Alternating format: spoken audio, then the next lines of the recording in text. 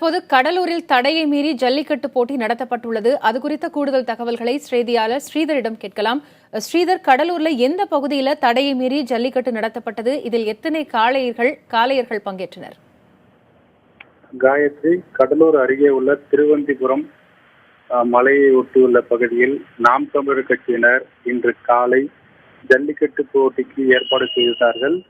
இந்த ஜல்லிக்கட்டு போட்டிக்காக திண்டுக்கல் சுற்றுவட்டார பகுதியிலிருந்து காளைகள் அழைத்து வரப்பட்டது.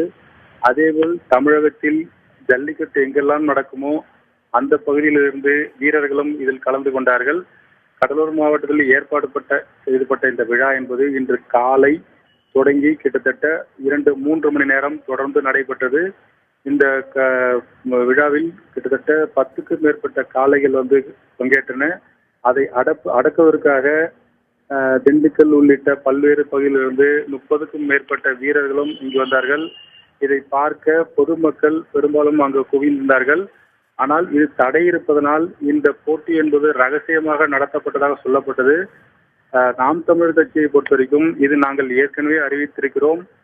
இது எங்கள் பாரம்பரிய விழா. இந்த பாரம்பரிய விழாவுக்கு நாங்கள் யாரிடமும் அனுமதி பெற வேண்டிய அவசியம் இல்லை.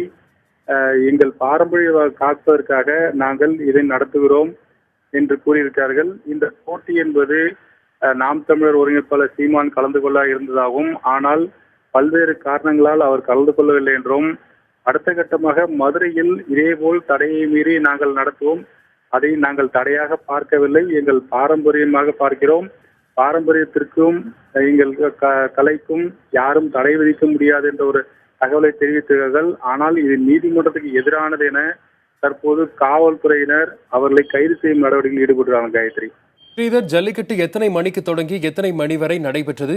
எவ்வளவு நேரம் நடைபெற்றது? காவல்துறைக்கு எப்போது தெரிய வந்தது ஸ்ரீதர்? குறிப்பாக இந்த விழா என்பது திண்டுக்கல்லிருந்து அவர்கள் மாடு அழைத்து வரப்பட்டது என்பது நேற்றே இங்கு அழைத்து வரப்பட்டு தங்க வைக்கப்பட்டு அந்த காளைகளுக்கு தேவையான அனைத்து வசதிகளும் செய்து கொடுக்கப்பட்டார்கள்.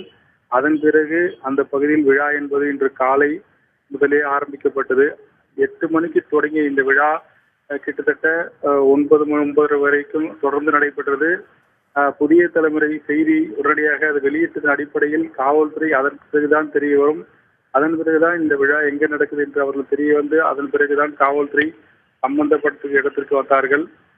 பெரும்பாலும் விழா என்பது அங்கிருந்து முடிக்கப்பட்டு பெரும்பாலும் கலைந்து சென்று விட்டார்கள். அதன் பிறகு எங்கெல்லாம் அவர்கள் சென்று கொண்டார்களோ அங்கெல்லாம் காவல்துறை அவர்களை துரத்தி தற்போது கைது செய்து வருகிறது. இந்த விழா என்பது நீதிமன்ற தடைக்கு எதிராக நடத்தப்பட்டதாகவும், அதனால் கைது செய்கிறோம் என அவர்கள் கைது செய்திருக்கிறார்கள். இந்த விழா தொடர்ந்து நடைபெறும் என தற்போது நாம் தமிழர் தரப்பில் சொல்லப்படுது. தமிழகத்திலே முதல் முறையாக தடையை மீறி இந்த விழா என்பது நடத்தப்பட்டிருக்கிறது. அந்த விழா தொடர்ந்து ஒவ்வொரு மாவட்டத்தில் நடைபெற்ற போவதாகவும், அடுத்த கட்டமாக மதுரையில் மிகப்பெரிய அளவில் இந்த விழாவை நடத்தப் போவதாகவும் நாம் தமிழர் அறிவித்திருக்கிறார்கள். இந்த விழாவுக்கு அடுத்தபடியாக கடலூரிலே இன்னொரு முறை நாங்கள் நடத்த திட்டமிட்டதாகவும் தகவல் தெரிவித்திருக்காங்க. வசந்த், கடலூரில் தடையை மீறி ஜல்லிக்கட்டு நடத்தப்பட்டு அதில் 10 பேர் கைதும் ஆகியிருக்கிறார்கள். இது தொடர்பான செய்திகள் வழங்கியமைக்கு நன்றி ஸ்ரீதர்.